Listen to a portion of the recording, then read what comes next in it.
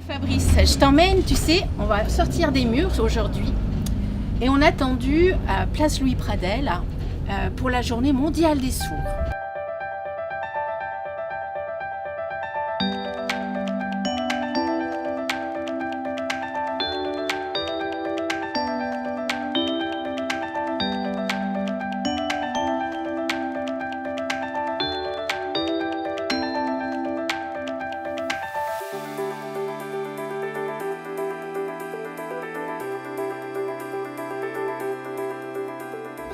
Ils doivent être en plein préparatif. Sandra Recolon nous attend. On va s'installer, on va ouvrir notre bibliobus, étendre des nattes, installer un barnum, un coin animation et un coin lecture offerte. À tout moment, les gens peuvent prendre un livre et lire avec leur enfant une histoire. Alors ça pourrait être une lecture signée ou une lecture lue à voix haute. Et à l'intérieur du bus, on a également prévu différentes choses, notamment nous avons une télévision, un ordinateur et nous présenterons le site de la bibliothèque parce qu'on est là aussi pour parler des services de la bibliothèque et notamment mettre en valeur le site accessibilité. Laurent Bras sera là aussi. Laurent Bras, c'est un collègue qui travaille à la médiathèque de Vèze et qui a la chance de pouvoir signer. Donc là, c'est vraiment un atout, une richesse et on va pouvoir communiquer ensemble.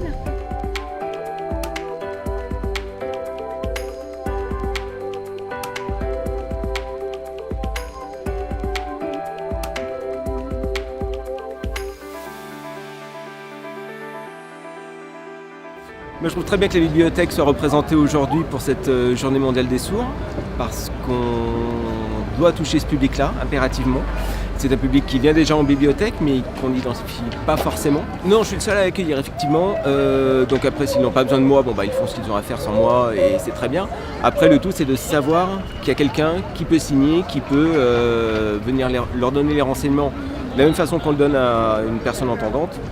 S'ils veulent se réinscrire, s'ils cherchent un document particulier, s'ils veulent des renseignements lambda que n'importe qui pourrait nous demander. Voilà, ils savent qu'il y a quelqu'un qui peut leur donner le renseignement ici. Et puis c'est vrai qu'on travaille aussi avec le groupe Accessibilité sur des choses en ligne de façon à ce que les personnes aient ces renseignements également en ligne avec par exemple le biais de vidéos signées. Voilà, il y a toute une réflexion là-dessus. Mais le fait d'être ici présent sur cette journée mondiale des sourds et qui est clairement la bibliothèque qui soit identifiée sur cette journée, je trouve ça chouette et je suis très content et très fier d'y participer aujourd'hui.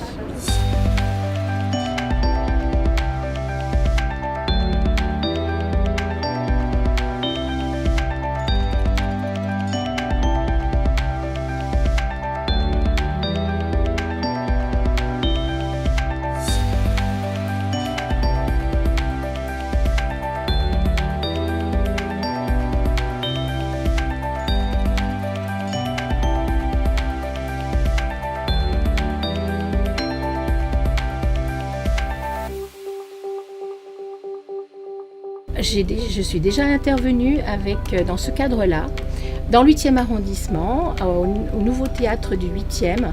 Il y a un événement qui s'appelle Regard d'avril. Et là, c'est un moment pour mettre en valeur des spectacles.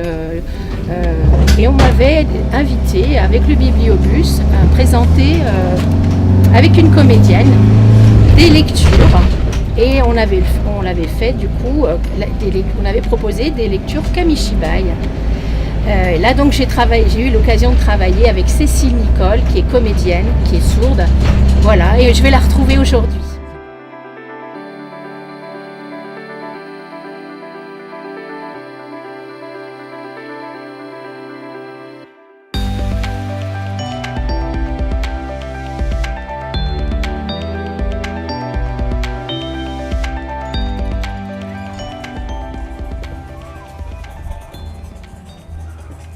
Petit coin de rien du tout.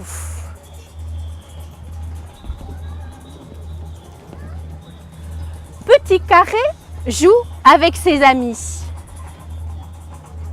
1, 2, 3, soleil.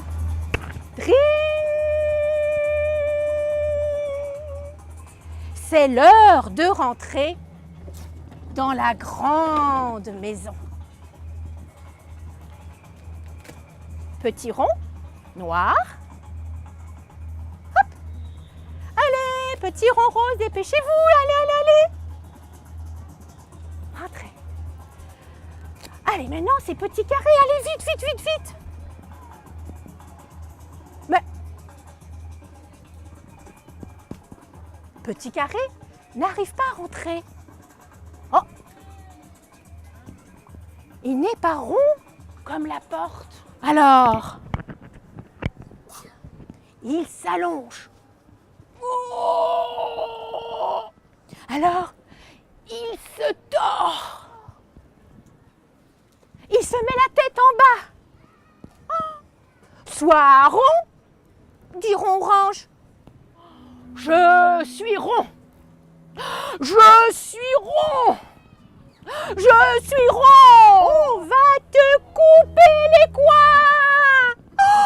Oh non, non, non. Oh, ça me fera trop mal. Oh non. Comment faire?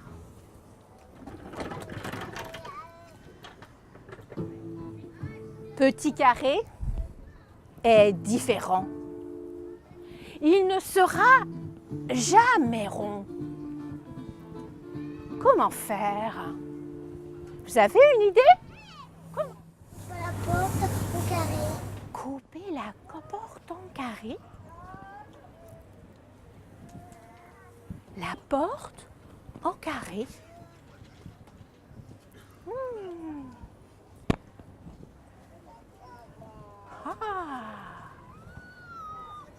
Ce n'est pas petit carré qu'il faut changer, c'est la porte.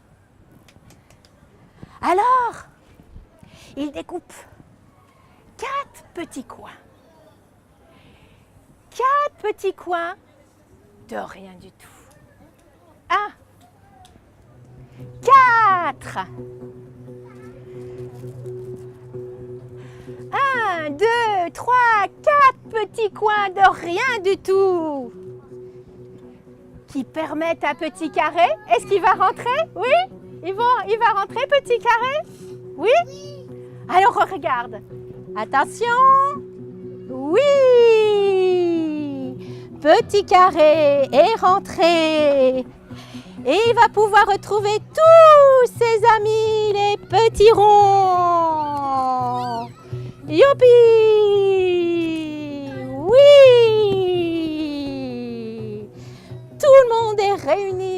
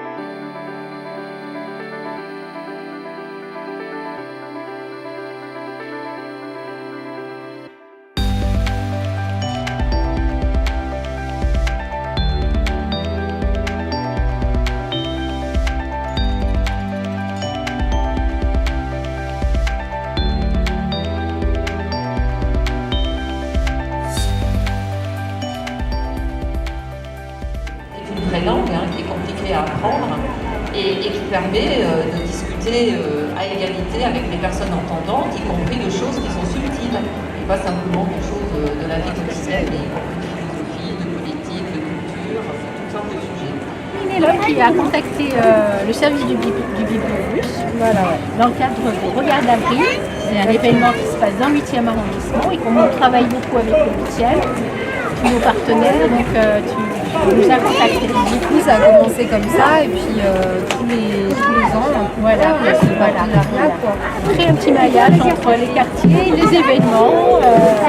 Alors, la langue des signes, c'est très bizarre. J'ai pas de sourd dans ma famille. J'ai pas eu à un moment donné un ami sourd ou quelqu'un qui m'a donné envie d'apprendre vraiment la langue des signes. Je travaillais au musée des Beaux-Arts à ce moment-là, et j'ai une collègue qui me dit bon, bah, je vais faire une formation de langue des signes dans un mois. Je suis trop contente. Et puis là, je me suis dit, mais formation de langue des signes, mais ça existe. En fait, j'ai pris conscience que ça existait, que c'était possible. Et là, je me suis dit, mais il faut que je fasse cette formation, quoi. C'est pas possible. Un truc peut-être qu'on a en nous. Moi, j'ai toujours été attirée par tout ce qui était visuel, en fait. En général, c'est un sens que j'ai. C'est assez personnel, quoi, qui est peut-être un peu plus développé que les autres. Et du coup, ça me parlait, quoi.